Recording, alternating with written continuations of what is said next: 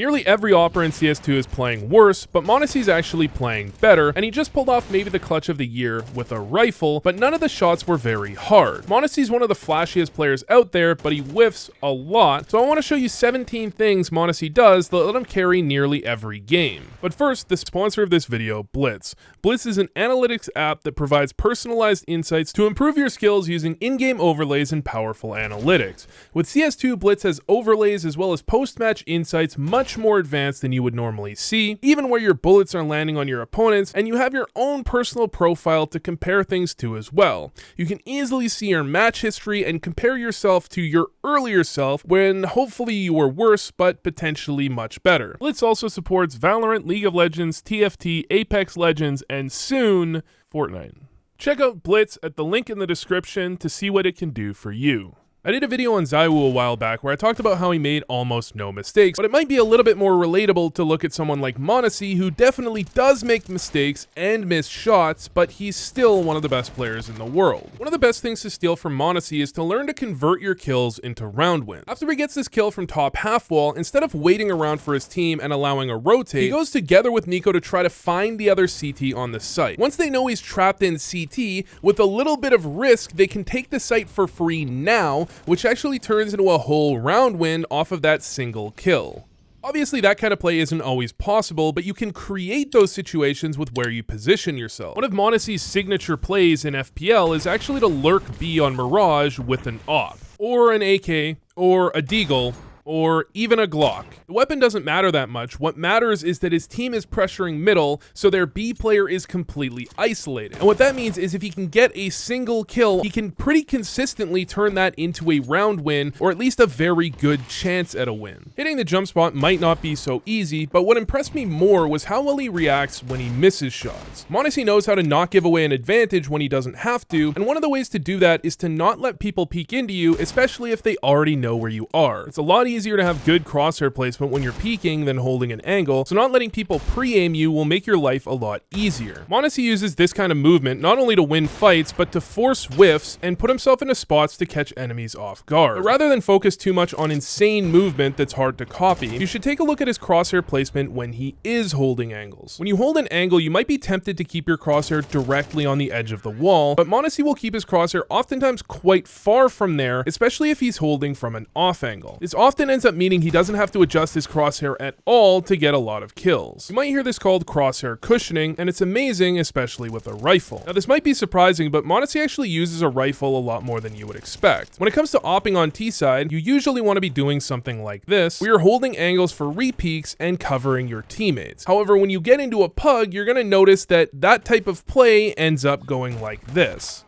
Pebble, why are you baiting?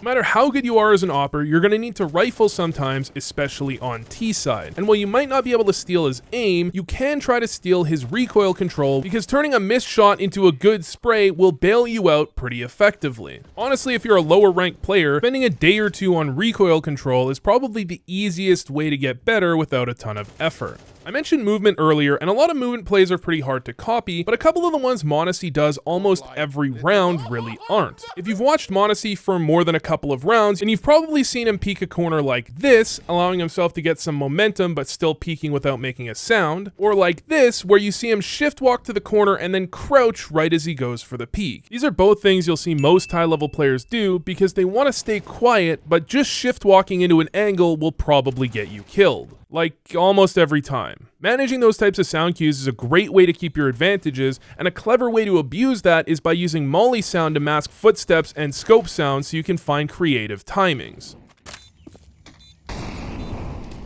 But you can actually use this type of info in the opposite way as well, because when it comes to trade fragging, you might think you want to peek out as fast as possible when you know exactly where they are, but that's not always the case. Looking at monesy or any other great trade fragger, you'll see they often delay for half a second before peeking, so the enemy starts to move or look away, and it ends up being an easy kill. It's not always the case, but if they're caught in the open, it might end up helping, even if it's not a trade and you just whiffed your first peek.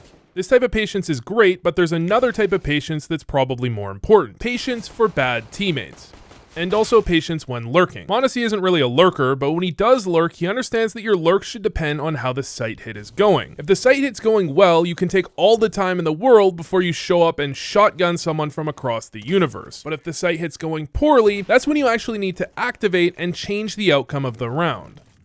Plays like these, where he re-aggresses to try to link up with a teammate, are the sort of plays that allow you to get free kills with flank timings your opponents simply never expect. But they do require a lot of confidence. If he had just backed up to the site and played it safe, well, the round probably would have ended the same, but he wouldn't have got 2 kills. Really, the surest way to play bad is to play like you know your opponents are better, which is actually the argument I've heard for why Simple and monesy use the unsilenced USP, which is a bit crazy, but I guess at least they have confidence.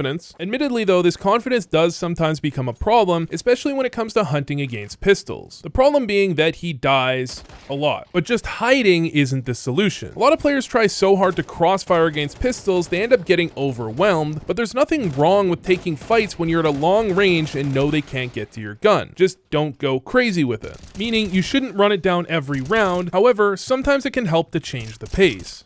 Every great player understands the importance of changing up the pace, but different players use that in different ways. On Dust 2, a long spawn is an obvious play. On Nuke, except for an upper rush, it's a little less clear. monesy will use his good spawns, even ones that don't make a massive difference in timing, as a prompt to go for aggressive opening picks on a variety of maps. You can actually balance this based on the map as well. The more CT-sided a map is, the more you can take risks on those openings. Overpass currently is the most CT-sided map in the pool, so when you see an opening to get up short, that's a great time to take a risk. If you see the same thing on something like Anubis, you might want to play it a little more safe. These types of pace changes are for a lot more than just spawns and opening picks though, and one of the best ways to change things up is to adjust how you rotate. If we look at a different round, he's got one of the best spawns on CT Mirage here, so he's going to go for a pick out middle. After a couple of nades into the top mid smoke, he will actually find one, and then turn around to throw a molly at his teammate. But then he apologizes by tossing a smoke for him before doubling up B in a 3v3 and then getting a kill after his teammate manages to die. Then literally 2 rounds later, he goes for a pick in mid, nades the smoke, misses the shot, so he actually rotates into the A bomb site and gets himself a kill on the other side of the map again. Making contact, then being willing to gamble rotate to another spot is classic monesy, but the key is how he changes that up. You can see in this overpass clip, he gets a kill in connector, waits, and then repeaks and gets another. And this just seems like his opponents are misplaying, but the idea, well, monesy can explain. I don't know. And you know, like, this guy who will die now, it's gonna be kickers maybe? Yep.